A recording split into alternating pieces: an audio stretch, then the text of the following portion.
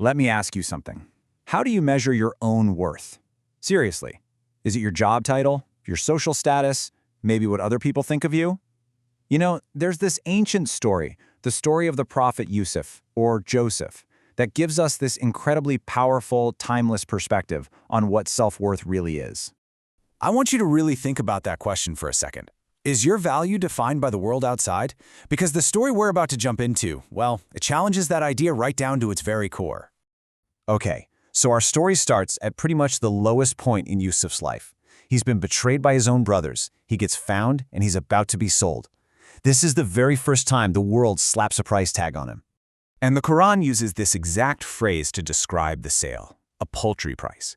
We're talking just a handful of silver coins. That's it. In the eyes of the people selling him, that was the total sum of his value. He was just a commodity, and a pretty cheap one at that. He was just cast aside. His worth was decided by people who had absolutely no idea who he really was. They based his value entirely on his desperate situation, not on his actual intrinsic reality.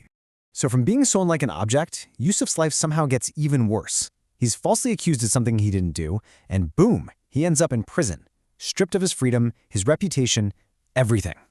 And listen, he wasn't just in there for a weekend. He was imprisoned for around a decade, 10 years. Think about that. A whole decade of his life gone, spent in a cell, completely cut off, and basically forgotten by the world.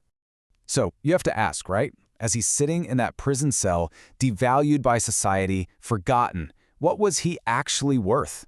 Was he just another prisoner, or was there something more going on? And this is where the contrast is just incredible. His worldly status, it was at rock bottom. Sold for nothing, locked up for years. But his true value? That was a completely different story. He was a prophet from a whole line of prophets. And get this, he was the single greatest financial and agricultural expert of his time. His worth was immense, and it had absolutely nothing to do with his circumstances. But here's the most important part of all. He knew it. When his chance finally came, he didn't hesitate. He didn't say, "Oh, well, I'm just the next Khan, what do I know?" No way. He stepped right up and declared his expertise with total confidence. He knew his own value, even after the world had spent years telling him he had none. And this all leads us to the heart of the story, to the true measure of a person's worth, according to this amazing narrative. This story is basically a masterclass in separating our worth from our situation. It's teaching us that true worth is internal. It's totally independent of your job or your money or what anyone else thinks about you. It's something you carry inside you no matter what. Just let that sink in for a minute. Your temporary situation, whether you're on top of the world or in the bottom of a pit, it does not define your permanent value.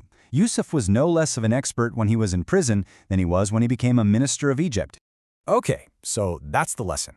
But how do we actually apply this ancient wisdom to our own lives today?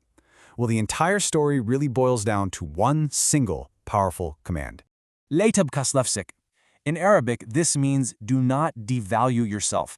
Do not sell yourself short. Know your worth. If there's one thing to take away from Yusuf's whole journey, this is it. There's a scholar, Sheikh Hazem Salah Abu Ismail, who put it perfectly. He said, this story is telling us, don't you dare see yourself as cheap, just because you find yourself in a cheap worldly situation. Your circumstances, they're temporary. Your worth is not. So let's just make this crystal clear. Your value is not the title on your business card.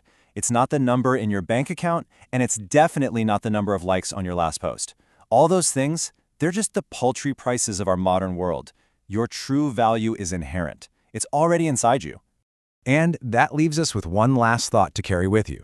If the world's labels, all your successes and all your failures, if they aren't the true measure of your worth, then what is?